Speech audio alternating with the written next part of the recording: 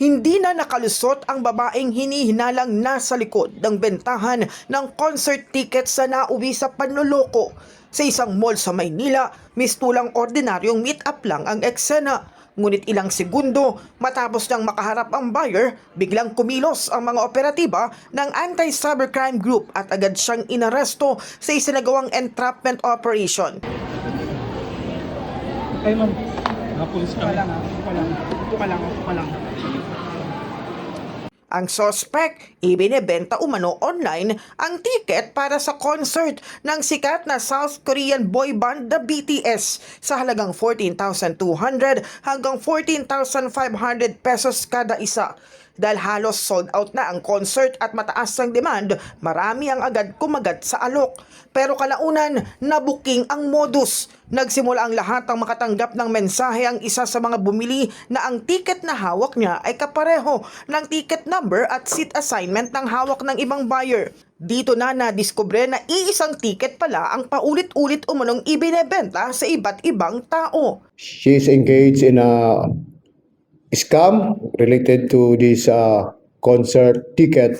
So wherein she sold the same numbers of tickets to several persons through online by advertising that you can buy a cheaper price for a concert wherein itong concert po ay gagawin next year ng isang sikat na foreign.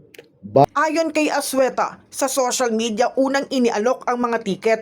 Matapos makatanggap ng reklamo, sinuri ng mga otoridad ang online account ng suspect hanggang sa makumpirmang may advertisement nga ito ng pagbebenta ng concert tickets. Nagkasundo ang buyer at seller na magkita sa mall para sa turnover ng ticket, pero hindi na buyer ang sumalubong sa suspect kundi mga operatiba. Well, initially mayroong nag-report sa atin. Then of course, dahil may report, then pinag-aaralan natin yung kanyang online